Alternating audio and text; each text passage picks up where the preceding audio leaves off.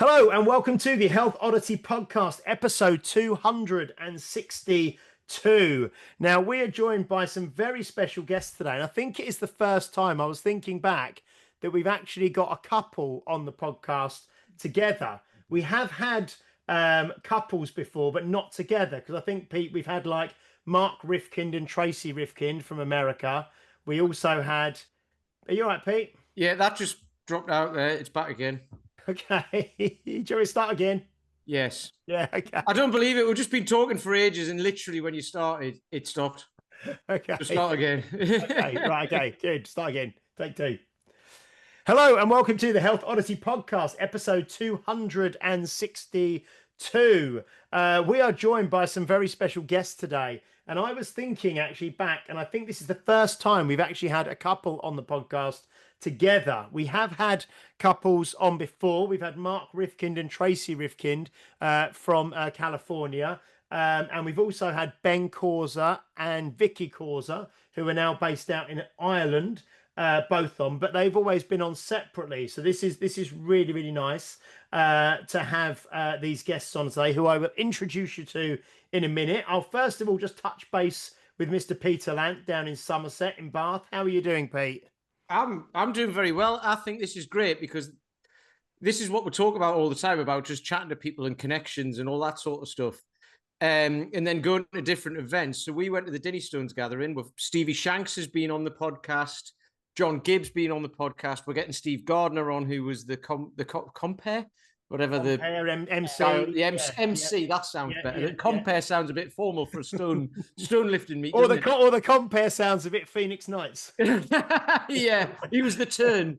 Yeah. But you know what I mean? It's like we're talking about all these things and just going to these events, and then you end up. I mean, we just got chatting because these guys have got 3 flathead retrievers. And I was like, oh, lovely dogs, hello. And then we got chatting. And then you find out that like a tiny little bit about their story. And in like together and individual stories as well. And then we've been batting and balling on email and stuff. And then all of a sudden you're like, this is going to be an amazing episode. So just a chance meeting, a stone gathering in a field. You know, it's brilliant. We love it. Excellent. And if you are listening on the day of release, which I know many of you do, it is the 5th of September today. Okay, so we're the 5th of September today. And like Pete just mentioned, we are joined today by Janette and Roger Dunridge, who are currently joining us from Aberdeenshire in Scotland. How are you doing, guys? We're great, thank you. Yeah, hello. Excellent. It's like Pete said, it's amazing really. We were both up at the gathering, which was right at the very start. I think it was the first weekend in August. And we met up there. And just to give a little bit of context, so Jeanette and Roger are a married couple, both in their 60s. I believe Jeanette is 61 and Roger is 65. And they have both got really interesting and different kind of health and fitness kind of stories and things that they take part in. And I said just before we started recording this episode, following on from David Amerland last week, where we were talking about, you know, what it takes to live to be 100 and kind of all lifestyle factors and things like that. And now we've got these two guys on, both in their 60s and doing some absolutely incredible things. So yeah, like I say, first time we've had a couple on together. How are we going to do this? Are we going to go back and forth, and we're going to ask? I mean, maybe if each of you, to begin with, if Jeanette, you can just kind of give us kind of, I suppose, like the cliff notes on, you know, on your current athletic endeavors, and then Roger can as well, and then we'll kind of go into the background behind it, because there's some really interesting backstories here as well. If that's okay, do you want to kick us off, Jeanette? Well, yeah, sure. I mean, I suppose I'll just take it from, I was going to hit the big 6-0 a couple of years ago. And I think it's for some reason, whenever there's a 0 at the end of an age, you tend to have this thought of what have I accomplished and how much have I got left and that sort of thing. And I've never had really much of a bucket list. I just go and do stuff. But I thought, what would be in my bucket list? And basically, I've been traveling around a little bit with my daughter who does bodybuilding, and she does the bikini bodybuilding, not the sort of big, terribly muscular, but definitely sort of sculpting your body. And I was registering with her for her last show, and she was getting her number, and the chap behind the desk said, how about you? And I laughed, and I said, no, I'm just here to watch. And he said, well, why? And that sort of reoccurred to me when I was doing my bucket list, and I thought, right, well, that sounds a crazy idea. Maybe do that. So yeah, I got myself an online coach, and sort of started all the preparations for that, and then entered the Granite City Bodybuilding Classic, which up here is rather nice. It doesn't belong to any of the major federations, but it's a sort of standalone show, and it's a really friendly show. And I couldn't think of a better place to start, to be honest, because it's really welcoming and appreciating all ages, all abilities and everything. And so I took place in that, and I got a trophy. So just long and short, I thought this year I'll have another go, and I got another couple of medals. And so yeah, that's been my main thing for the last few years. And within that, what category is it that you compete in? It's Bikini Masters. And So- what age range is that? Well, it varies. For the Granite City, it was 45 plus, I think, for the category I was in. And this year, I entered the 45 plus and the 50 plus. Right.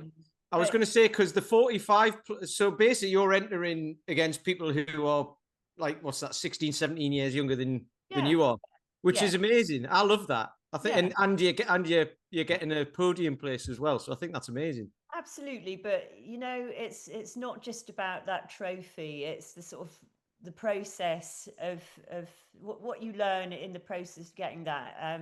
You know, it sounds a bit corny. It's not the winning, it's the taking part, but it really is in something like that. And I think you can apply that to everything, really. As long as you sort of grow as a person and you learn lots, you're always going to be a winner, aren't you? We had do you remember Chris's surname, who was on the podcast? He was a fitness competitor. Your mate Chris, who you my mate Chris, and I can't remember his surname. I can't remember his surname's He's been on twice. I can't remember either. He's been on twice. It's his surname. Because what I was going to say was, because he reached 50, and then he started but he reached 50 and was very unfit and very overweight, and then he got into training, and he went over to America to like this Miami Beach kind of one that he did, and he's been competing. I'm just scrolling back as I talk at the same time, but then, like you say, but now I think he is nearer 70, and he often goes into these kind of over 50s ones, and he's sometimes competing against people who are 15, 20 years younger than him, you know. So there's a much bigger bodybuilding scene in the States than there is here. I mean, if anything, today it'd be great to inspire some sort of more mature people who are interested in that sort of thing, and think perhaps that they can't do it, to really inspire others to go for it, because it's quite lonely sometimes on stage. I mean, you know, sometimes there's only 2-3 other people. So yeah, let's sort of get the oldies on the stage.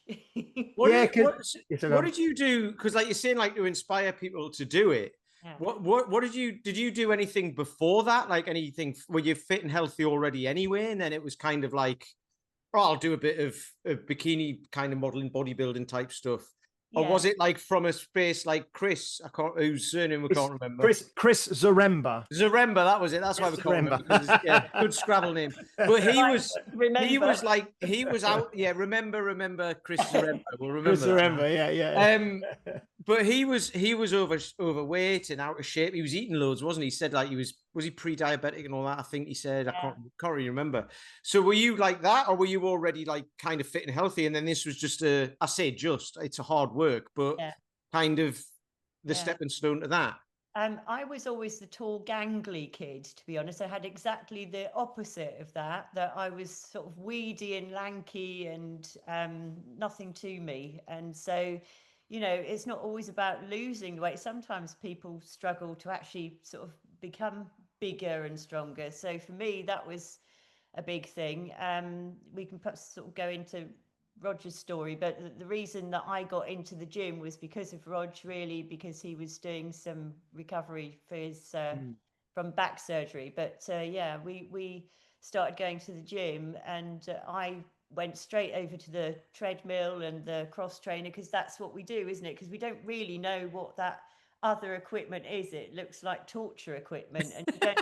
I mean, you don't even know which way to sit on half of it, do you? When you first go into and so I sort of was on the cross trainer and just looking across and thought, well, that looks just much more interesting what those people are doing. And so I had a really good sort of trainer within the gym who said, well, come and have a try, and got the barbells out. And I sort of really research stuff a lot, and I was looking into the benefits of strength training for women 10 years ago. I mean, it's all a buzzword now, isn't it? But 10 years ago, very few women did stuff like that. And I could see, you know, there were lists of the benefits, that it was really worthwhile thing to do. So yeah, started deadlifting, and I've bought my little book that was my inspiration, which is Mark Rippertoe. Yeah, Spartan Strength. Yeah, Mark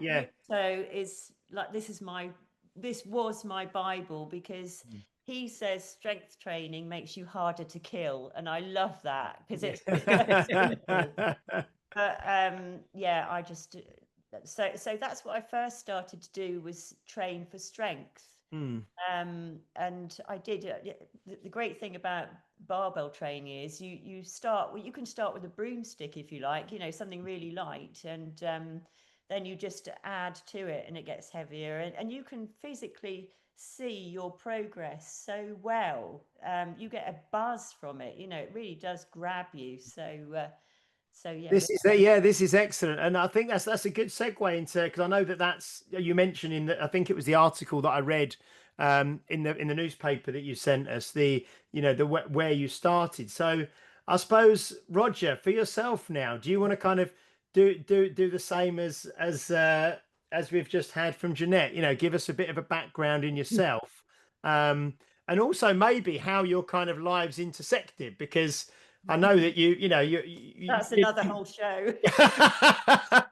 I was going to say, because we could do that. I was going to say, because I know you're not a couple that's been together since your 20s. You know, you've kind of met. Oh, well, that's another whole show. Oh, that's another. Okay, right. Well, Roger, maybe you can start telling us a bit about yourself, and like you say, Roger, you've had well, you haven't said yet. You haven't said anything yet, but you will do it in a minute. But you've had, for your background, we know, because I've read, you know, it's from like a military and then a police background. But maybe tell us a little bit about yourself, Roger, if that's okay. Oh, I get permission to speak. Marvelous. It's the military background. Permission to speak, sir. Yep, granted. Off you go. Yeah, I mean, I left school at 18 and I joined the Royal Marine Commandos, and I had a commission with the Royal Marines, but that didn't quite work out, in that I got the Green Beret, and that was no problem at all. But then came the officer training, and I was a disaster zone. So we parted company. A year or two later, not knowing what to do with myself, I joined the Parachute Regiment. Had a wonderful 3 years with them. That was great fun. And then moved on to the Metropolitan Police, where I had a great career, thoroughly enjoyed myself. Did 27 or so years with the Met Police. I ended up working at a Scotland Yard as a Detective Chief Inspector, which was very long hours, very high pressure, wedded to the job, and eventually came out in 2010. As I mentioned, I had a few problems there, some injuries, and things went sideways. Bring it up to date, come 2019, I got to the point of sorting myself out, or being sorted out, one of the two, whichever way you like to look at it. And it was time for a challenge, time to see if I'd still got it or not. Having been a runner most of my life, I wanted to see if I could still do it. And so I was looking for a challenge, and I read about the Everest Marathon, and I thought, well, that sounds interesting. So I've always fancied going to base camp and seeing the Himalayas. And what's this about a marathon? So I did some research on it, and it transpires it's a marathon run from Everest Base Camp down to Namche Bazaar, which is more or less 26 miles away, give or take a bit, and a few circuits around some lonely hills. It's sort of downhill, but very uphill in bits. And I thought, well, that sounds like an interesting challenge to take on. I mean, go large or go home. So I'd done street marathons, I'd done fell running, I'd done mountain marathons, but this sounded like something really different. So I thought I'd give that one a go. But then, of course, COVID intervened and everything gets cancelled. And it was cancelled the following year. And eventually, come 2023, I kind of lost interest in it. But Jeanette then came up with the idea that she wanted to challenge. And so if she was going to have a challenge, I was going to have a challenge. And her challenge was going to be the bodybuilding. So basically, I needed to find a challenge. And I've been talking about this Everest Marathon for about 3 years. So either sign up for it or forget about it. So I signed up for it that evening. The following year, 2024, went out and took part in it. And it was one of the most amazing things I've ever done. Trip of a lifetime. Wonderful scenery, amazing people, and just an incredible experience. And since then, what have we done since then? I've done a couple of hill races around here. There's a Run Balmoral festival that's held every year at Balmoral Castle. I took part in that this year, and surprisingly, I actually won the over 65s, or the over 60s at the grand age of 65. So I beat some youngsters. And that was meant to be a training run, basically a training run out for the Edinburgh Marathon at the end of May. But I get a bit competitive and I couldn't help myself, and I ended up pushing it and winning my own category. And then I did the Edinburgh Marathon at the end of May, and here we are now. That's fantastic, and because the Everest Marathon it's the highest marathon in the world, isn't it? I think they say, and you had to go out there for a long time. I think beforehand there was a period of kind of acclimatization and altitude acclimatization and things. Was there? It's not like you just turn up one day and do it the next day. It's kind of quite an extended trip, isn't it? Well, that's one of the things that makes the Everest Marathon unique. It's actually getting to the start line is quite difficult. First of all, you have to fly to Kathmandu. Then from Kathmandu, you fly to Luklau. And when you get to Luklau, there aren't any roads. So it's all walking from there. So you then have a 12-day trek up to base camp. And that's not just because it takes 12 days to get there. You have to acclimatize to get there as well. You're starting off at around about 9,000 feet. You've got to get up to 17,500 feet. And you have to acclimatize because the oxygen levels are something like 50% of what they are at sea level. So it takes a while to get up there and your body to get used to the altitude. So that's the first challenge is actually getting to the start line. Challenge number 2 is from the start, you're running at 17,500 feet. When I say running, if you're Nepalese, you're running. If you're Western, you're walking.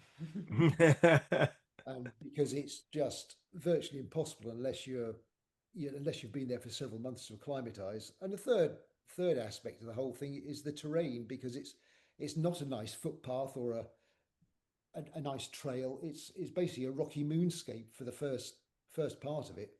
A lot of it is just very, very difficult, not just to run on, but to walk on. So that makes the whole thing even more difficult. So yes, it is the highest marathon in the world, and it's probably one of the hardest because of the terrain, the difficulty in getting there, and just the time it takes. But that's funny because I mean, I've after we were with you guys in wherever it was, Potark, yeah. We went to Aviemore afterwards and did some mountains and stuff, and it was like even mountains in Scotland are kind of like, there's boulder hills and the footpath. You go walking around here, you walk through some woods and there's tree roots and stuff like that, right? And there might be the odd slippery-ish slope or whatever, which a lot of people find challenging. But then you go into like some smaller mountains and you've got boulder hills and stuff like that, which are challenging just to walk up. And that's not really at altitude. That's at like 3,000 feet. So then you're talking about doing it at 17,000 feet with 50% oxygen and trying to run it and everything. And after 12 days of hiking to get there, not doing it for 3 hours on a specific day. So it's like, that's just trying to put it for the listener in perspective of how difficult that actually is.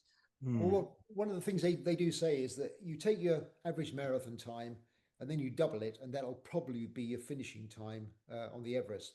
And for me, that was about right. My finishing time is 7 hours 54. My Edinburgh Marathon this year was 3 hours 55. So that's just about right. So Excellent. Yeah. that's a fair way of looking at it. Excellent. And you kind of, as you were talking about your story there, I think you said you came out of the police in 2010. Is that right? That's right. Yeah. Around there. So I know you kind of, you had like a back injury, because we mentioned this, or Jeanette mentioned this, and then this is how you kind of got into strength training, and you got Jeanette in strength training. Just tell us what was the kind of back injury that you had, and how did you sustain that, and how serious was that when you kind of came out from the police? Well, it actually goes back a lot further than that. When I was 21, I was with the parachute regiment, and we were doing a jump, and the jump went a bit wrong. When you come out of the aircraft, you're meant to come out alternate sides. So number 1 comes out to the right, number 2 out to the left, number 3 out to the right, number 4 out to the left. And the dispatchers basically made a mistake, and 2 of us came out at the same time, one on the left, one on the right, and we collided behind the aircraft at 800 feet. That ended up with this other chap tangled up in my parachute. His parachute collapsed. That left the pair of us on half of mine, and I was on the bottom. And so we whistled into the ground and had a fairly spectacular collision with the ground. Oh, that resulted in me breaking my back. oh Christ. Okay. And sort of getting stretchered off the drop zone. But you're 21, you're bulletproof, you're a paratrooper. So what? And within weeks, I was back doing paratrooper things, and just none the wiser that I'd hurt myself, really. But over the course of the years, I didn't realise the damage it had done, which was to my discs, and they'd been quite badly damaged, and over the years they just deteriorated. So I got to the age of 49 and got to the point where I could barely sit still, barely stand up, barely walk, because the discs were so badly damaged. And so I went to have surgery to repair it, and it was found they were beyond repair. So there was nothing they could do. And having always been a runner, and running was the way I dealt with all sorts of pressure and all the my way of life, I couldn't run, and I sort of spiraled into depression, and got thoroughly hacked off with the entire world. I went to see another consultant who suggested the way to deal with this was to get the vertebrae to fuse, so that there wasn't this friction between the vertebrae. And he showed me some exercises that could be done to strengthen the abdominal muscles, or your abs, so that the muscles around your waist actually supported the spine rather than the other way around. And so I spent 3 years doing ab exercises and core exercises to strengthen everything up, and it actually worked. It kept everything nice and stable, and eventually my back fused, and the 5 missing discs didn't really matter anymore. But that then brought us on to doing some weight training in the gym to try and get everything going, and doing some cardio in the gym to try and get things going, and sort of keep everything ticking over. And I guess that's when we started going to a gym, and Jeanette picked up some weights and decided that was the thing for her. So people will realise you're up in Aberdeenshire, but you're not Scottish. So how did you end up there? When did that happen? Well, first of all, when did you kind of meet? When did you get together, the 2 of you? Well, I guess. Jeanette, do you want to tell the story, or does Roger want to tell the story? If I'm allowed to talk. Yeah, you talk, Jeanette. Now it's your turn. There you go. We should have it like a little timer. Tell this. Roger was probably my first love when I was 17, and he was 20, I think. And I think he wasn't probably as keen as I was at the time, because he went and joined the army and disappeared, and that sort of fizzled out. But you know, we didn't exactly finish. You just sort of left things. Wasn't there. He just sort of wasn't there. Yeah. So yeah, we met up again in our 40s, late 40s, yeah. And yeah, that was, go on. Well, I you guess, have a turn. Oh, well, yeah, sort of got together again in our late 40s, early 50s, when both our marriages were sort of were over, and realised that, well, perhaps we could make a go of this after all, and perhaps he saw sense, you know. That was enough time to realise that. So 30 years later, it took him, and then he saw sense. Okay. Yeah, so yeah, we met up, and yeah, when we started living together, we got our first flat coated retriever, didn't we? And so we've always had dogs, and I think that, you know, that's actually a really important part of our life together, is the dogs, because as we said to you, we've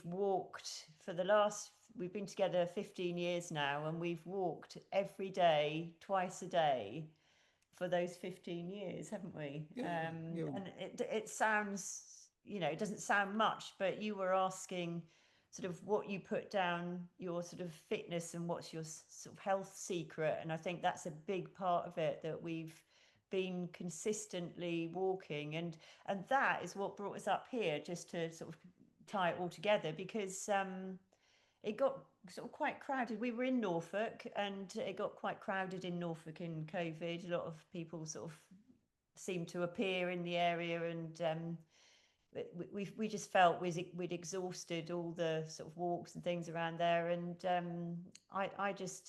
Roger'd been up in the police in Scotland for a few years, hadn't you? Yeah. And I said, well, looks like you can get a hell of a lot of property up in Scotland for your money, and started doing what I think a lot of people do, which is sort of look on Rightmove and, wow, look at that. And so we had a couple of holidays up here, brought the dogs, didn't we? And had some brilliant, I mean, the funniest thing is that Roger said, you'll hate the weather. So we came up for a holiday, and they were having a heat wave, and it was 30 degrees C. And I said, I love the weather, you know. And then we sort of had another holiday, and blow me, they had another heat wave. But they have fast weather here anyway, and I love the bad weather and the good weather, so it's great. But yeah, the opportunities to get out and about with no crowds, and there's the right to roam, nothing's fenced off, nothing's saying, you know, no dogs here, dogs on leads, and all of that. It's just great, isn't it? And yeah, so I suppose the thing being that our activity level went up further, because we weren't just walking on the flat, we were now walking further because we could walk further. There was more opportunity to walk further. Yeah. The terrain was slightly more challenging in that it wasn't just a gentle footpath somewhere, it was rocky slopes, it was hills, and there was hills to go up and down. There's nothing flat here. So whereas before in Norfolk we were walking for perhaps, I don't know, 2.5 hours a day, it was mainly flat. Here it's 2.5 hours a day, and there's always hills involved. So we're working harder as we get older.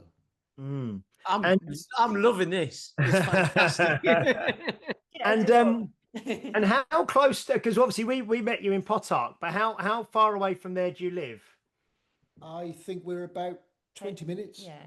Oh, wow. And how did you know about that event? Is that something that you've been to before? Or because that's something, because I said to people when I came back down, because I'm in Essex, so just, you've obviously got Norfolk, Suffolk, Essex, so I'm kind of down around where you were from. But when I came down, I said, oh, this is an amazing thing. It's just almost like on a little village green. Yeah. And then you've got you've got like the Stoltmans there, and you've got this amazing thing going on. But there's like maybe, you know, 400 people there watching, and it's just, you can just wander around, and it's just like on this little village green. So how did you know about that? Or have you been, was that the first time you'd been, or? No, we've been for the last 3 years, and I think it's only 4 or 5 years they've been doing it, isn't it? I think that was the 9th year. That was the 9th year they did. But I think the first few years was just like, you know, a handful of people. It wasn't kind of obviously what it is now. Yeah.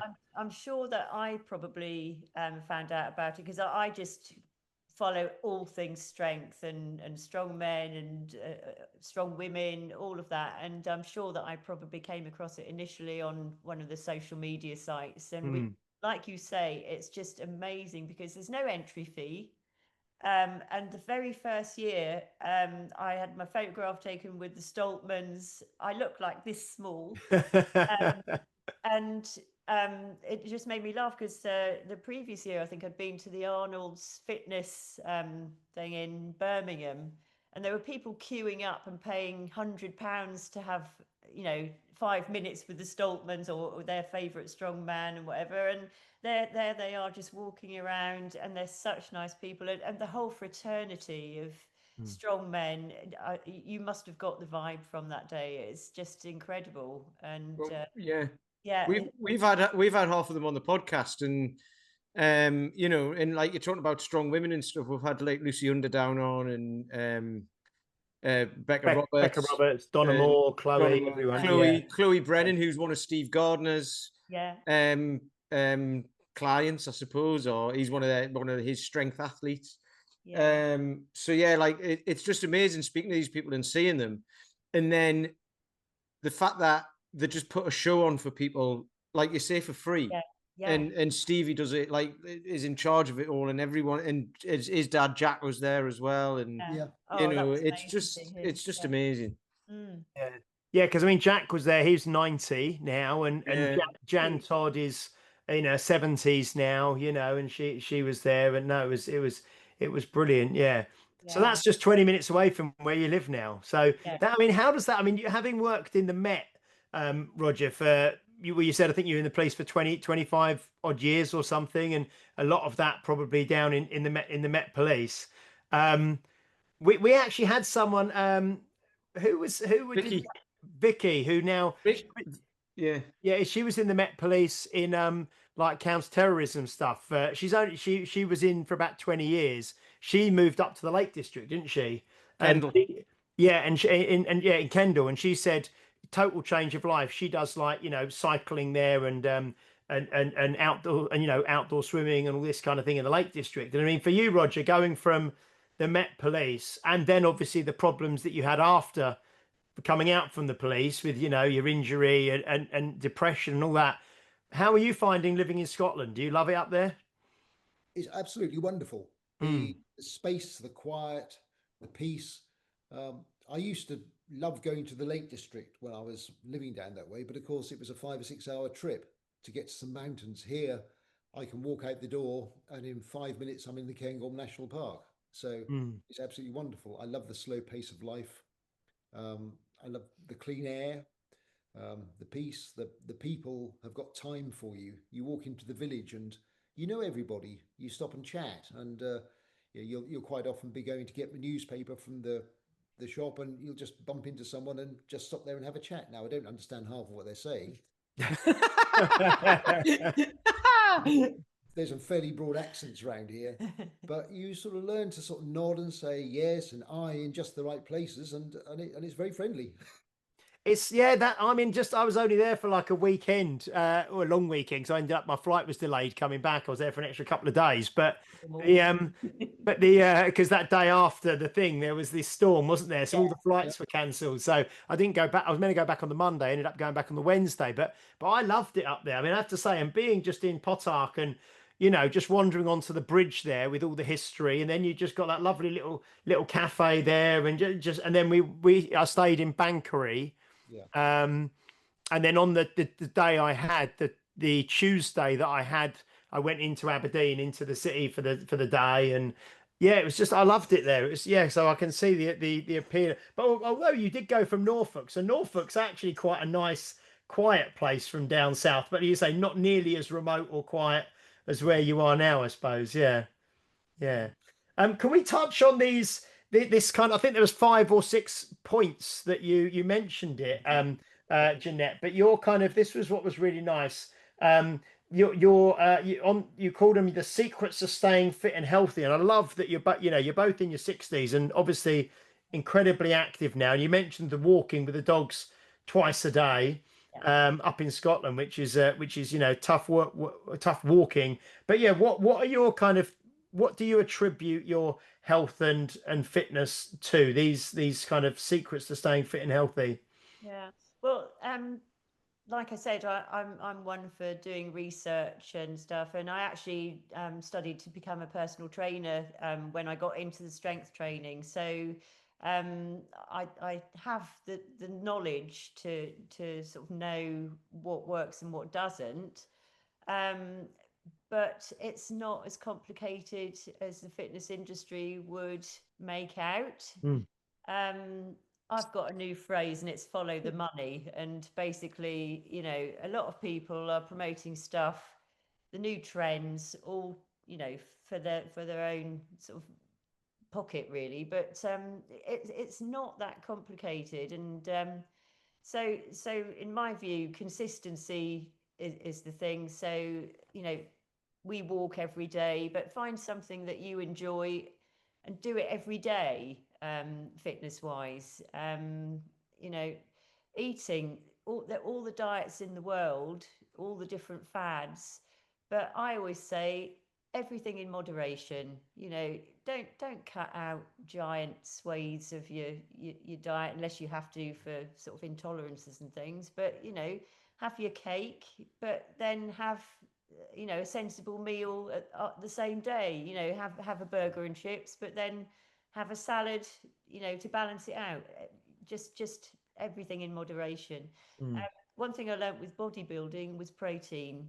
Prioritize protein over everything, and I think that will become, well, it is sort of becoming the new sort of buzzword, isn't it? It's kind of a bit of a mantra, isn't it? You know, I mean, I've been saying that for years as well. You know, the prioritized protein, and the first thing you think about on your plate every meal is where's the protein, and build your meal around that. So, what do you, as a kind of as a female in your early 60s who is a competitive bodybuilder, how much protein do you try to have per day? Do you have an amount that you aim for in terms of amount per pound or per kilo of your body weight?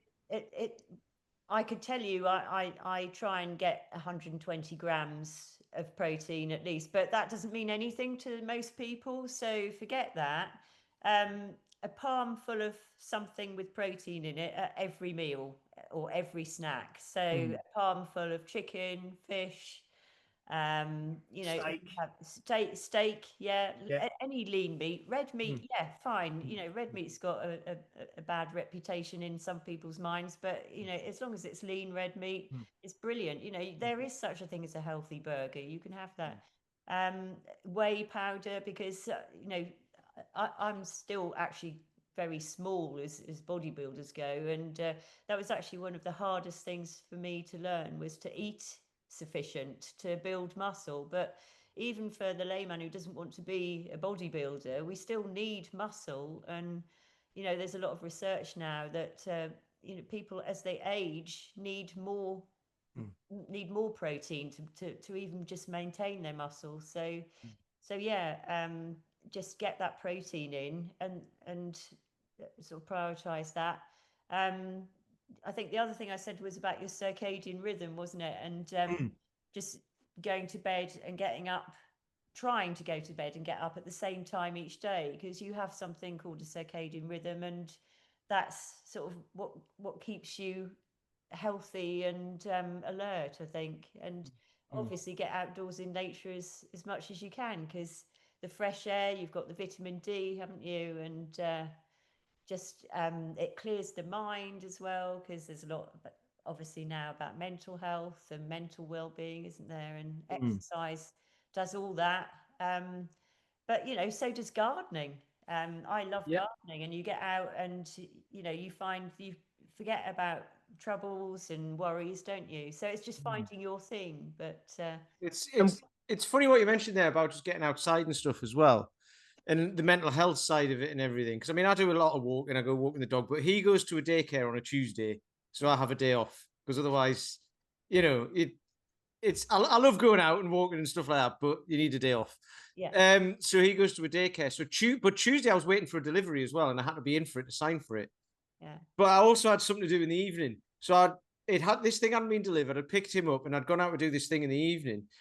And they delivered it while I was out, so then they had to deliver it the next day, which was yesterday. So I was in waiting for it yesterday as well, and I was climbing the walls because that was Yeah. 2 days that I couldn't go out. Yeah. And I was doing things and stuff, but I was kind of like, I need to go out and go for a walk. And even just after 2 days, I was getting a bit moody and what have you. Yeah, see, that's the process, isn't it? That's falling in love with the process. You're not thinking you're walking to keep fit. You're walking because it's part of what you do. But when I think about that, it took me 2 days or like a day and a half to start getting a bit antsy about it. What, like, you know, and if someone's done that for a year, 2 years, 20 years, they go out and they drive everywhere and all that. I mean, and then wonder why they feel a bit down or feel depressed or feel whatever. Yeah. There you go. It's as simple as that. And I think that's when you said that in your email and what you've just said, everything you've just said there, it all sounds too simple because the internet will tell you that it's harder than that because then they'll charge you for it. Yeah. And almost we're primed to want complicated now, aren't we? You know, with my bodybuilding, I did the same split of exercises for 1 year. Now, it got boring and I kept thinking, I want to change, but my coach said, no, you keep going, you keep doing the boring stuff. And I ate the same meals every day. The same thing. We have the same thing for breakfast every day. Some of the most boring things are good for you, basically. It's to say we both get coached by a guy called Paul McElroy, and we do the same things a lot. Well, you've been doing the same 3 exercises. I've been doing presses, pull-ups, and pistols for like 4 years. Yeah. But you're really good at it. But it works, you know, and you get stronger, you know, and if you want to be good at running, you run, you know, it's like you have to, you know. I want to ask as well, because before we started recording, we started recording in your home gym. I don't know if it's in the garage gym or where you are at home. Do you both train there, or do you go to a kind of another kind of commercial gym as well? Do you both train it at home? Well, we are at the moment. I mean, there are a couple of commercial gyms here which we don't really use very much. Not because money or anything like that. It's one is convenience. We've got it set up how we want it, and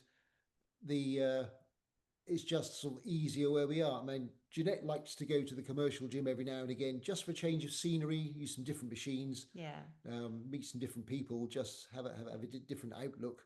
Me, I just tend to use the commercial gym really just for the treadmills in the winter when it's too nasty to get out running. Yeah, because we haven't actually got any cardio equipment. Yeah, but that's His cardio is just lifting weights faster. But yeah, so presumably, yeah. So for you, Roger, a lot of what you do. I mean, you do strength train, obviously. I mean, how many times a week on an average week, Roger? When you're obviously a keen, again, you're a competitive runner, and Jeanette is a competitive bodybuilder. How many times a week do you run, Roger, at the moment, and how many times a week do you do some kind of strength training? Well, it's changed dramatically in the last 2 or 3 months, in that I've realised that I have to do an awful lot more strength training. I wasn't doing any. I was going out running, doing all my running, and very happy with that. I had a bit of a mishap in May, and I managed to fall in the river whilst walking the dogs, and had a bit of a sore knee, but didn't really worry about it. Ran the Edinburgh Marathon, knee was still a bit sore, got sorer, and then I discovered I dislocated it. And so I've been out of running for the last couple of months, and one of the big things that's come out of that is that I need to do more strength training to, first of all, strengthen up the knees, or the legs as a whole, to hold everything together. And so I've got into going to the gym perhaps 2 or 3 times a week now to do strength training. And once I get back to doing my proper running training, I'll stick with that. So I'll be doing perhaps no more than 3 days a week running and 3 days a week strength training. I used to run more than that, but I found that one thing about getting older is it takes longer to recover. I used to recover fairly quickly. Now it takes longer, so I've just had to cut down the running a little bit, and be a bit more sensible and give myself a chance to recover. And also from what Jeanette's told me that she's learned, because I always listen to my wife. I always do, always have done. My nose is growing at this stage. Is that the recovery is where the good stuff happens. So you go and work hard, you work everything out, and then the recovery is where it all gets stronger and fitter. So recovery has become the important bit now as well. So in answer to your question, it's probably once I get back to running everything properly, it'll be 3 days a week running, 3 days a week in the gym doing strength training. I mean, that's fantastic for someone who's 65 years old. And like you said, still running. I think you said you ran the Edinburgh Marathon. Was it 3 hours 53 or something like that? Yeah, it's 3:55. 3:55. Yeah. Yeah, incredible. Fantastic. And I mean and how often do you train at the moment, Jeanette, for your strength training? Because I know you're currently, I think, training for the granite competition this year, aren't you? Is that right? Well, that's up in the air because that's not until March. I was invited to some British finals in October, but I think I'm going to sort of step back, and it takes quite a toll on your body, the actual competing side of bodybuilding, when you have to diet down to about 12-14% body fat, and it's not something you want to do that regularly, although some people can manage it. But certainly as you get older, what Roger says is true, that you do need to give yourself recovery time. So at the moment I'm just training 3 or 4 times a week. What he said about sort of getting enough rest is really important, and that should have been on my list actually, about making sure you get good sleep. And well, I think you did with that circadian rhythm and stuff.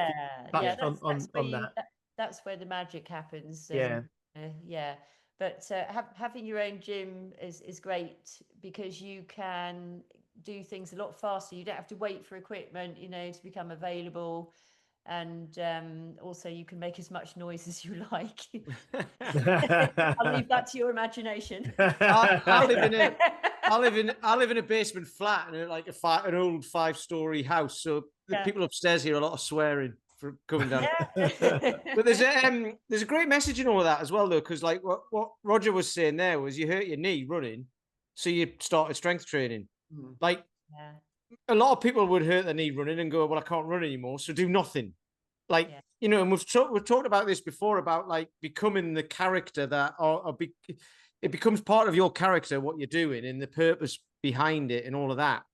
We talked to David about that, didn't we, in the first podcast we did with him, about having a purpose for it. And then once you've got a purpose, you're going to do it anyway. So you hurt your knee, but you started strength training because you weren't just going to sit around and do nothing. And I think that's brilliant. And then I was going to say something about what Jeanette said, but I can't remember what it was. Oh no, that's it. But when you're on stage, that's like a snapshot.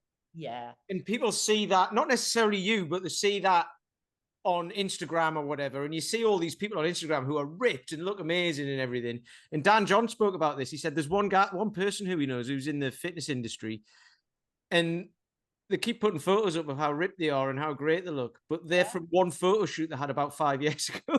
And it's like, because they don't look like that all the time. And I'm really glad you said that. It's like, it's hard work, and you look like that, you're on stage, and then you recover from that, and you'll probably put a bit of weight and a bit of body fat back on in that, but so what? Because that's healthy, right? So yeah, absolutely. That's the thing, yeah.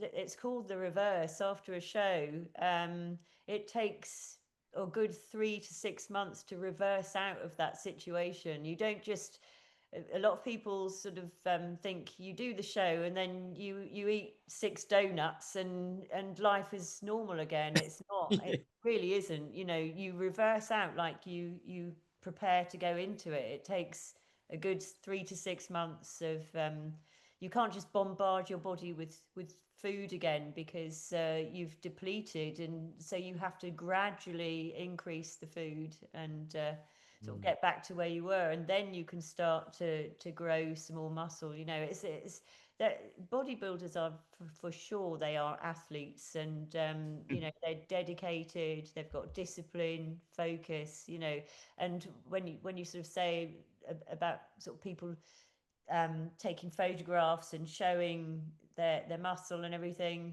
why not, to be honest? Because they earned that, they worked hard for that, and it's sort of about delayed gratification, really. You know, you sort of have that discipline, and then when you've done your competition and you can have a few of those things again, boy, do they taste nice or feel nice, you know. And sometimes I think in life we've got everything, haven't we? We can have everything we want, more or less, and just to sort of be in that state where you have to say no to things, like perhaps sort of social occasions or you know, food, whatever it is. It's sort of good for you. It's empowering to know you can do that. You've got that discipline.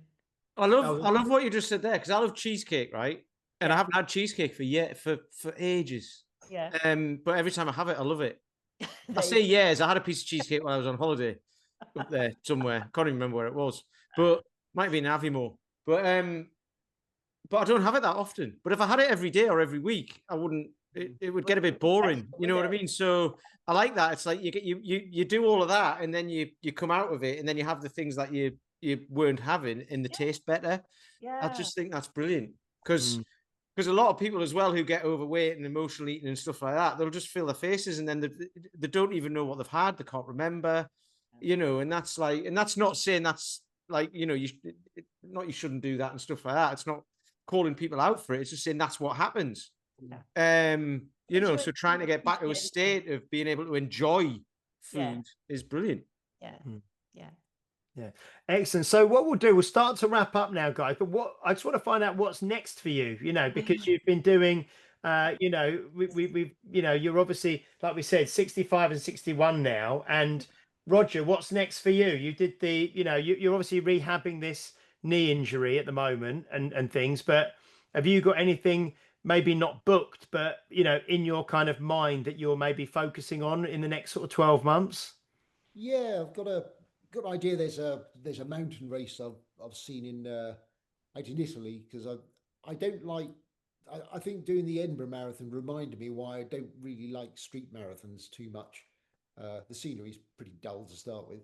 I love mountains, and there's too many people, which is why I moved up here in the first place. But there's I think it's at the end of June next year. There's the Mont Blanc Running Festival, where they have 30, 50 and 100k mountain races. And I quite fancy the 30k mountain race there. That's probably about my distance, the 30k, 18 miles. And as a tryout for a proper mountain race, that would be good fun. The 50 is probably a bit far for first time out. So I'd like to try that next year, see how that goes, and then see where that leads. Excellent, because probably by the time you do, if you're going to do maybe the 30 next year and then the 50, you know, we're kind of, you know, you're moving up towards being 70 then, aren't you? You know, like doing these kind of 50k mountain races and things, which is, it's amazing, isn't it? I think that's I think it was in one of what you wrote, one of you wrote that you know, some people get into their 60s and stuff, and they don't really set themselves challenging things to do anymore. It's almost like, you know, like I think one of you said, like it's almost like a day with the grandchildren is like kind of hard work, and that's kind of tiring. I wonder who said that. Did you see it? Who was it who said that? I didn't see. Was that Jeanette? Was it who said that? Jeanette just knitting. Yeah, but you know, it's true, isn't it? Because you know, you're both obviously still setting these goals, you know, which is amazing. So that's great. So you've got these mountain races out in Italy, which is fantastic. Roger, how about you, Jeanette? You mentioned, what's next for you, do you think? I'd never put bodybuilding sort of another masters out of the equation. You can pretty much sort of pick and choose. There are so many of the shows going on. If you're willing to travel, you can do that. So I may do that, but I'm going to give myself some time to grow some more muscle, hopefully. But I'm sort of talking about RIP earlier. I've met this really fantastic lady at the Dinny Stones gathering, who had a physique very similar to me. I couldn't believe how many sort of less large people were lifting this year. Normally, that you know, I've always thought weight moves weight, basically, but it gave me a new outlook, sort of seeing her. She was inspirational, and only weighed 10 kilos more than me and lifted the Dinny stones. She lifted them. So I'd quite like to get. Who was that? Was that Jenny Todd, or was that? It was Jenny Todd, was it? Yeah. Because obviously the other two ladies were very densely muscled, weren't they? You know, more traditionally what I would have thought would be, you know, I put that out of my mind. Not that I'm going to go and lift the Dinny stones, although how amazing would that be? But there was to strength training, for strength rather than for hypertrophy, which is the large muscles, which is a different way of training. But it really inspired me because that's how I started.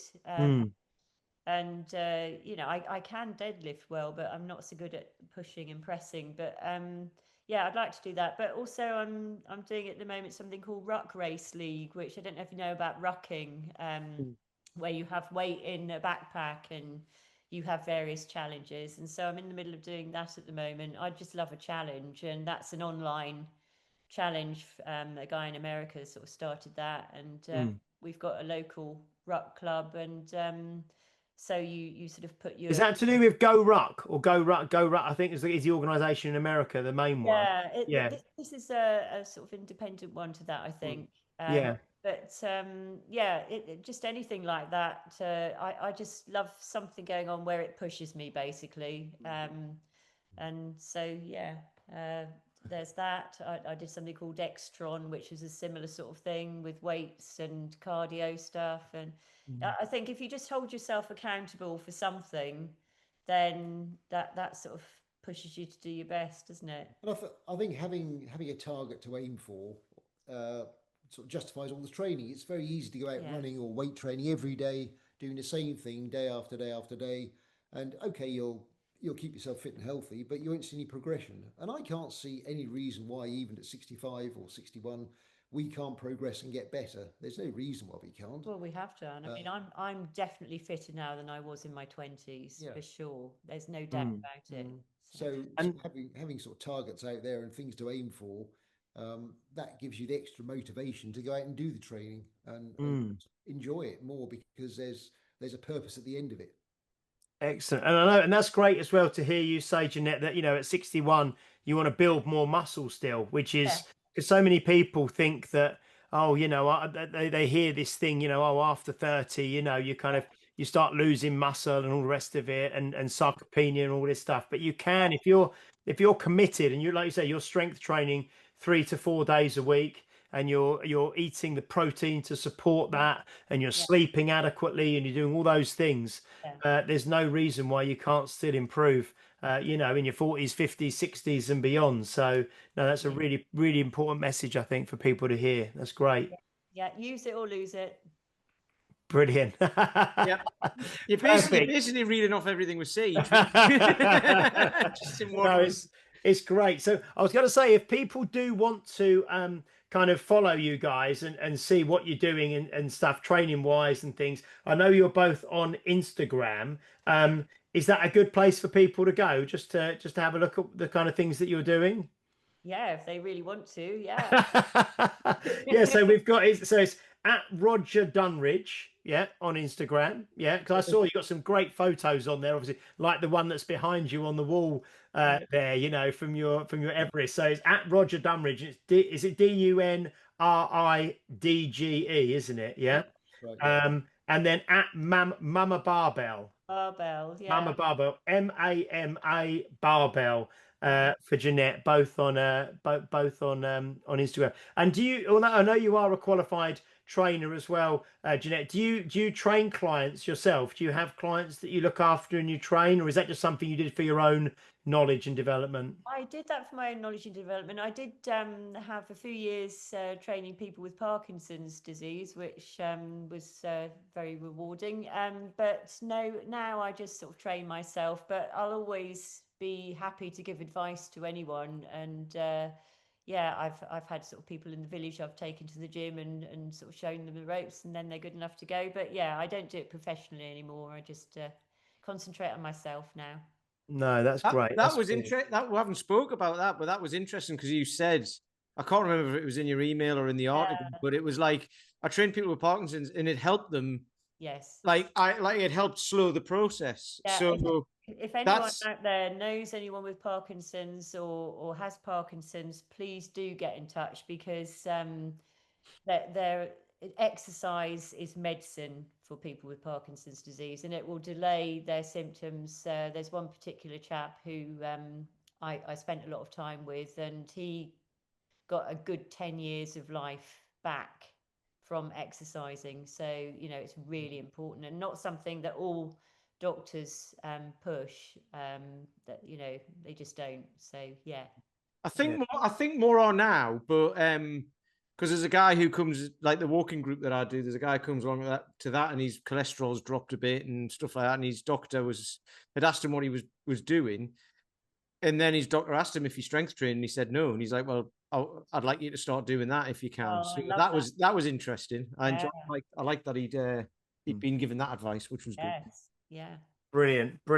Well, thank you so much for coming on. And like you said, that was your first ever podcast, and it's the first. So nervous. No, you're both great, and it was great. Like I say, first time we've had a couple on together as well, and it's good because you're doing two very different kind of modalities of competitive exercise, if you like. But it's great because what we always say on here is it's finding something that and David Amaland was a big one for this, finding something that resonates with you and that you enjoy, and and then you can do it every day, like you say, and it'll make your life better. So thank you so much. So just again, if you want to follow the guys here, it's at Roger Dunridge on Instagram and at Mama Barbell on Instagram as well. And I'm sure we might catch up with you again in the future, I think, because this is good. I think you're going to be doing more in the next few years, and I'd love to hear about your mountain marathons out in Italy and see where your strength training takes you next, Jeanette, as well. Yeah. Thank you so much. It's been a real pleasure. Yeah, brilliant. That was lovely. So thank you, everybody, for watching or listening. If you're watching or listening on a platform that allows you to leave a review, please do so. And please do like, share and subscribe to us across all the various platforms. And if you do want to share this one, I think this is really, really special for two people, both in their 60s, but operating at a really high level of competition in the kind of endurance sector, and then also bodybuilding and strength training as well. I think that is a really, really positive message, especially following on, like I said at the start, from the episode last week with David Amaland. So yeah, thank you, everybody. Please do also leave a review on Apple Podcasts. That's where we're trying to get our reviews in. Thank you very, very much, Jeanette and Roger. Thank you, James. Thank you, Peter. Brilliant. And thank you, Mr. Peter Land. He's giving us a wave. You're welcome. You're welcome. We will see you next week for episode 263. Until then, bye-bye.